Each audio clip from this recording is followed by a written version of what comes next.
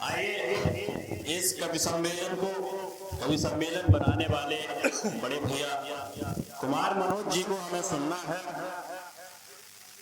बड़े भैया कुमार मनोज जी वो कवि हैं जिनकी पंक्तियों को शीर्षस्थ कवि डॉक्टर हरिओम पवार जी भी कोट करते हैं।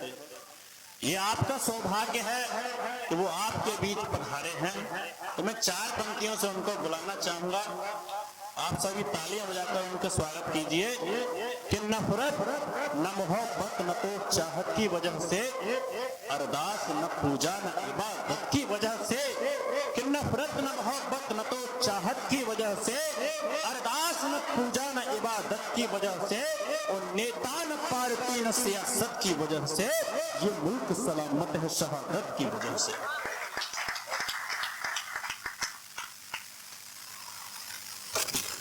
बहुत बहुत धन्यवाद। और आपने जिस तरह से आज मुझे प्यार दिया है, भगवान न करे कोई आपके प्यार में पड़े।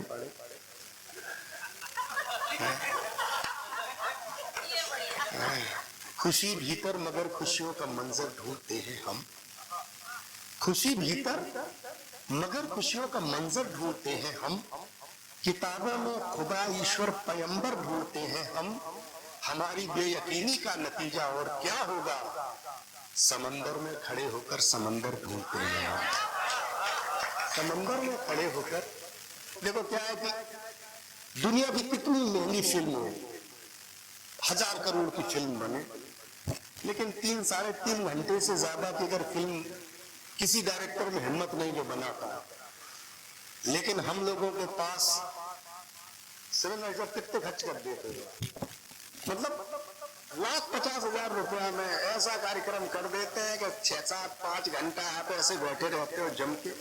तो मुझे लगता है कि इससे बढ़िया दुनिया में मनोरंजन का, सीखने का, आनंद लेने का कोई दूसरा साधन है नहीं अब तक। मैं सच बता रहा हूं, मतलब 1 लाख 2 लाख कहाँ 500 करोड़ 1000 करोड़ की फिल्में बनती है, 2 घंटे 2.5 घंटे में खत्म हो जाती है। या हम लोग देखो 100 कभी बुला लेते हैं, चलने दो साला सुबह 5 बजे तक। आज तो सुरेंद्र भाई साहब कह रहे हैं कि यार तुमने परंपरा तोड़ दी मेरी, 2 बजे ही खत्म कर दो, बता 6 बजे कम से कम होना चाहिए। इन दिनों कुछ छंद मेरे हुए, कुछ पंक्तियां हुई सुनाता। देखिए कविता के लिए मुझे लगता है बहुत चिल्लाने की जरूरत। मैं अभी सूरत गया तो एक वहां पर बहुत बड़े मारवाड़ी व्यापारी, उन्होंने कहा मनोज भैया आप सूरत आ रहे हो तो कोई 4 पंक्तियां सूरत पे कह देना, अमित सुनना। शिल्प होता है कविता का और मजा होता है सुनेगा। मैंने 4 पंक्तियां ऐसे फ्लाइट में बैठे हुए लिखी और वहां पढ़ी तो बहुत प्यार मिला। सुनिए सर कि गोरी गोरी कश्मीर में रहे या रहे केरल में, गोरी कश्मीर में सजे या सजे केरल में, दावा है कि सूरत से आई होगी साड़ियां। वाह वाह वाह वाह। सूरत 2 चीजों के लिए प्रसिद्ध है, हीरा और साड़ियां। गोरी कश्मीर में सजे या सजे केरल में, दावा है कि सूरत से आई होंगी साड़ियां। देश जब भूखा वस्त्रहीन तंग हाल हुआ, तब भी इसी शहर में बनाई होंगी साड़ियां। शहर में बनाई होंगी साड़ियां। और सुनेगा तब भी इसी शहर में बनाई होंगी साड़ियां। शाम के मुकुट में जो हीरा जड़ा यही का है, मीरा ने भी यहीं पे रंगाई होंगी साड़ियां। बहुत बढ़िया। शाम के मुकुट में जो हीरा जड़ा यही का है, शाम के मुकुट में जो हीरा जड़ा यही का है, मीरा ने भी यहीं पे रंगाई होंगी साड़ियां। द्रौपदी की लाज को बचाने हेतु सांवरे ने यही किसी गांव से चुराई होंगी साड़ियां।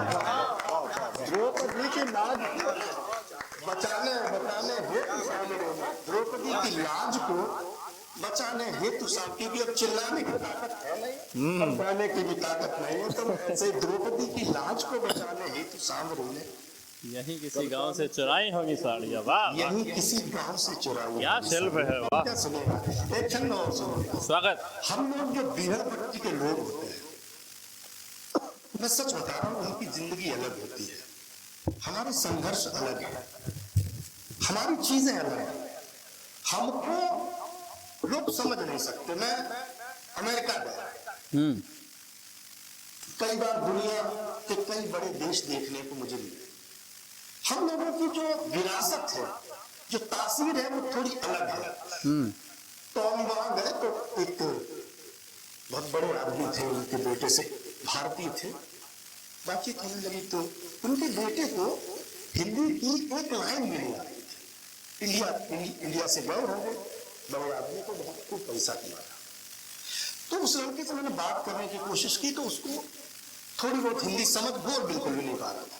तो उसने इंग्लिश में कहा कि I don't like India, India is very very poor, ऐसे मतलब उसने कुछ बोला। शाम को न्यूयॉर्क में बड़ा सम्मेलन था और मैं कभी कविताएं, जो है ना मेरा नेचर है, मैं कभी कविता बनाता नहीं हूं।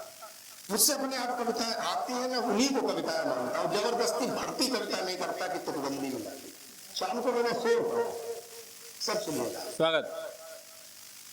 पढ़ा कि कभी महफिल कभी तन्हाई का डर काटता है, कभी महफिल कभी तन्हाई का डर काटता है, डरे इंसान को परछाई का डर। वाह वाह वाह वाह वाह। कभी महफिल कभी तन्हाई का डर काटता है, डरे इंसान को परछाई का डर काटता है।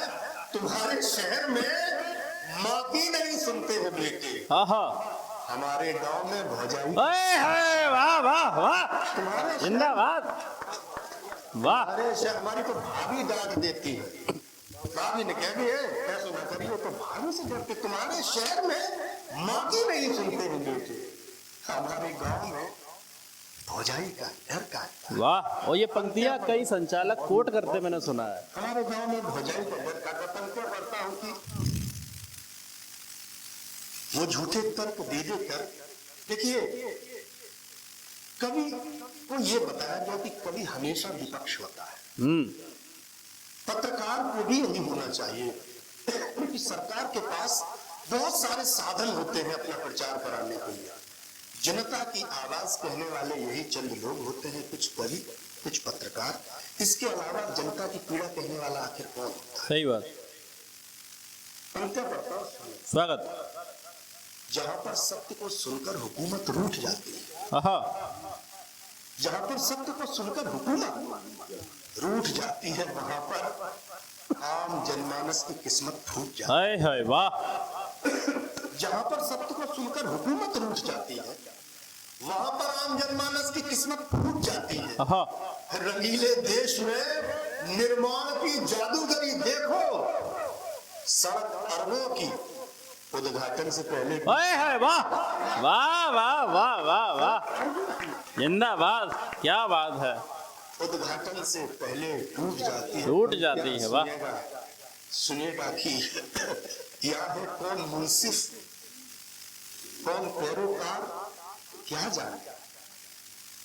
यह है कौन मुंसिफ, कौन पैरोकार, क्या जाने।